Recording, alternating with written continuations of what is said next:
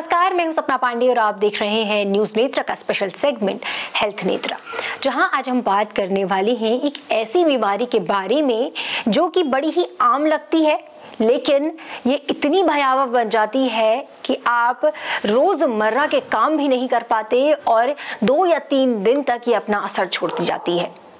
इस बीमारी का नाम है माइग्रेन। इसी पर विस्तार से चर्चा के लिए और हमें पूरी जानकारी देने के लिए हमारे साथ जुड़ रहे हैं आरोग्य मेडिसिटी इंडिया के एमडी और फाउंडर डॉक्टर महेंद्र राणा। नमस्कार सर, आपका बहुत बहुत स्वागत है। नमस्कार। तो डॉक्टर साहब, सबसे पहले हमारे दर्शकों को बताएं कि आखिरकार जो नॉर्मल सर दर्द है और जो माइग्रेन का दर्द है उसमें क्या अंतर होता है?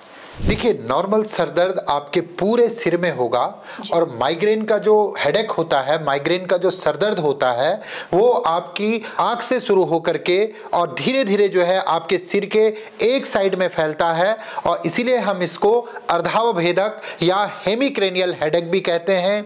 आम सिर दर्द में आपको एसोसिएटेड सिम्टम बहुत कम मिलते हैं, लेकिन जो माइग्रेन का हेडेक होता है इसमें आपको सर दर्द के साथ साथ जो है नोजिया यानी उल्टी जैसी फीलिंग या मिचली जिसको कहते हैं वो महसूस होगी। इसके अलावा तेज प्रकाश, तेज ध्वनि और तेज स्मेल यानी कि फोटोफोबिया, फोनोफोबिया और राइनोफोबिया ये भी आपको सरदर्द के साथ रहेंगे। कुछ पेशेंट में टिंगलिंग सेंसेशन या न्यूरोपैथिक पेन भी साथ में होता है। तो आम हेडेक और माइग्रेन में ये बहुत बड़ा अंतर है। तो सर, माइग्रेन होने का सबसे बड़ा कारण क्या रहता है? देखिए, माइग्रेन एक मिस्ट्री है और अभी तक जो है कोई एक कारण इस माइग्रेन का नहीं बन पाया है। हर व्यक्ति में इसके जो कारण होते हैं वो अलग अलग हो सकते हैं, जिनको हम ट्रिगर फैक्टर भी कहते हैं।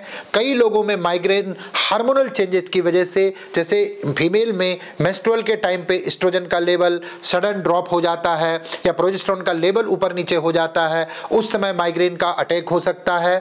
इसके साथ ही साथ में आपका जो फूड है, अगर आपके फूड में MSG बहुत ज़्यादा है, आप जो है बहुत फास्ट फूड या जंक फूड खाते हैं, या आप समय से भोजन नहीं करते हैं, या कई बार आप भोजन को स्किप करने लग जाते हैं, इससे आपका माइग्रेन बढ़ सकता है। बहुत ज़्यादा कॉफ़ी पीने से, रेड वाइन लेने से, अल्कोहल का सेवन करने से या डार्क चॉकलेट खाने से भी कई बार माइग्रेन स्टिमुलेट हो जाता है या माइग्रेन ट्रिगर कर जाता है। इसके साथ ही साथ में जो मौसम के चेंजेस होते हैं, खास करके अचानक से आपका विंटर या कोल्ड ड्रॉप होना या किसी ठंडी जगह पे अचानक से जाने से भी आपका माइग्रेन ट्रिगर हो सकता है। स्ट्रेस माइग्रेन का एक बहुत बड़ा कारण है। जब आप लगातार चिंता, तनाव, टेंशन में रहते हैं तो भी माइग्रेन स्टिमुलेट या ट्रिगर हो सकता है। इसीलिए माइग्रेन को कई बार टेंशन हेडेक भी कहा जाता है।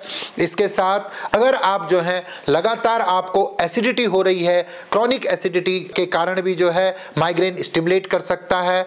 आप किसी लाउड साउंड वाली जगह पे या फिर जो है जहां बहुत तेज प्रकाश आप पे पड़ रहा हो या फिर बहुत तेज गंध वाली कोई जगह हो, वो उस कारण से भी आपका माइग्रेन ट्रिगर हो सकता है। तो इसके बहुत अलग अलग कारण हैं जिनकी वजह से माइग्रेन का अटैक है वो ट्रिगर होता है। कुछ स्टडी में ये पाया गया है कि जो सेरोटोनिन न्यूरोट्रांसमीटर होता है उसके लेवल में इम्बैलेंस होने की वजह से भी माइग्रेन हेडेक स्टिमुलेट हो सकता है।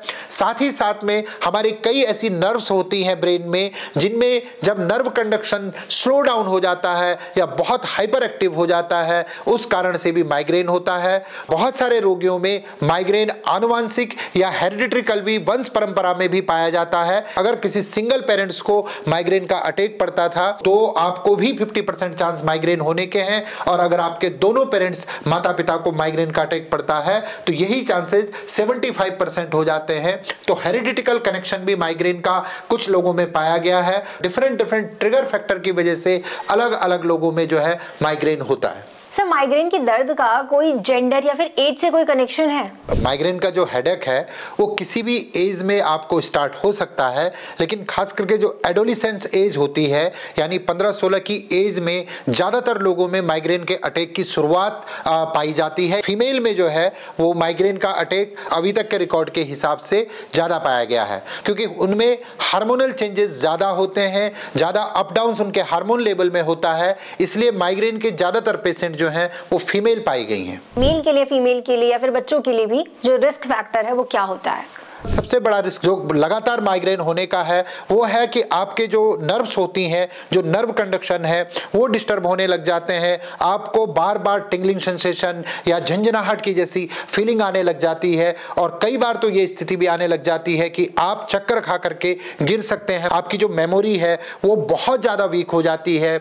आपकी आंखों में एक ब्लरनेस पैदा होने लग जाती है, आपकी नज़रों में कमजोरी आ जाती है। तो अगर माइग्रेन का अटैक बार बार आता रहे तो फिर इसमें आपके जो आईज हैं या जो सेंसरी ऑर्गन्स हैं उनके साथ साथ आपके मोटर स्टिमुलाई भी जो है वो वीक होने लग जाते हैं और उसका इफेक्ट आपके न्यूरोमस्कुलर सिस्टम पे भी पड़ने लग जाता है। जी, कोई फूड आइटम्स हैं जिनसे जो कि माइग्रेन का जो दर्द है वो ट्रिगर होता हो? देखिए, फूड में जो है जो मोनोसोडियम ग्लूटामेट जिसको हम MSG या अजीनोमोटो नमक कहते हैं, ये माइग्रेन के ज्यादातर पेशेंट में ट्रिगर का काम करता है। इसके अलावा जो फास्ट फूड हैं, जंक फूड हैं या जिन फूड आइटम से भी आपकी एसिडिटी बढ़ती हो, आपके ब्लड में एसिडिक मीडियम बन जाता हो, वो आपके माइग्रेन अटैक को बढ़ाते हैं। साथ ही साथ में बहुत ज्यादा कैफीन या बहुत ज्यादा रेड वाइन, अल्कोहल और टोबैको का ज्यादा सेवन भी आपके माइग्रेन का ट्रिगर फैक्टर बन सकता है। तो सर ऐसी कोई मेडिसिन हैं जो कि हमें अवॉइड करनी चाहिए अगर आपको माइग्रेन है तो? जी बिल्कुल, कुछ वैसोडाइलेटर मेडिसिन जैसे नाइट्रोकॉन्टिन को लगातार लेने से, या फिर अगर आप कोई हार्मोन रिप्लेसमेंट थेरेपी ले रहे हैं, इसके साथ साथ अगर आप ओरल कॉन्ट्रासेप्टिव पिल का रेगुलर सेवन कर रहे हैं तो ये कुछ दवाइयां हैं जो आपके माइग्रेन के अटैक को बढ़ा सकती है, माइग्रेन की सीवियरिटी को बढ़ा सकती है। तो सर माइग्रेन के इलाज के लिए कोई होम रेमेडी जो आप हमारे दर्शकों को बता सकें? आपको लग रहा है कि आपको माइग्रेन का अटैक स्टार्ट होने वाला है या फिर जो है आपको माइग्रेन हो गया है और आपको कोई औषधि उस समय नहीं मिल पा रही है, तो आप सरसों का तेल जो लगभग हर घर में मिल जाता है, इसको कटोरी में लेकर के गर्म करें और इसकी तीक्ष्ण गंध जो सरसों के तेल से निकलती है उसको एक नाक बंद करके जिस साइड आपका हेडेक हो रहा है उस तरफ जो है आप इसको तेजी से खींचिए और छोड़िए। ऐसा 5 से 10 मिनट करते रहिए। साथ ही साथ में अगर आपके घर में पेठा रखा हुआ है या ग्लूकोन डी का पाउडर रखा हुआ है तो उसको भी आप सेवन कर सकते हैं। ये 2 होम रेमेडी माइग्रेन के अटैक की सीवियरिटी को कम करती हैं और आपके माइग्रेन को जल्दी सबसाइड करने में आपकी हेल्प करती हैं। जी, तो माइग्रेन का ट्रीटमेंट कितना अवेलेबल है? आयुर्वेद में माइग्रेन को सिरोगत रोगों में वर्णन किया गया है संशोधन और समन चिकित्सा के द्वारा। इसके अलावा कुछ मर्म चिकित्सा के पॉइंट होते हैं जिनको लगातार स्टिमुलेट करने से भी माइग्रेन में बहुत आराम मिलता है। पंचकर्म में नस्य एवं सिरोधारा एक ऐसी प्रक्रिया है जिसके द्वारा भी आप माइग्रेन को हमेशा के लिए जो है खत्म कर सकते हैं। मेरा सजेशन यह है कि अगर आपको रेगुलर माइग्रेन हो रहा है या ये आपकी डेली लाइफ को बहुत ज्यादा इफेक्ट करने लग गया है तो फिर आपको किसी अच्छे चिकित्सक को दिखा करके माइग्रेन होने की वजह को ढूंढना चाहिए। माइग्रेन के कारण को डायग्नोस करना यह बहुत जरूरी है।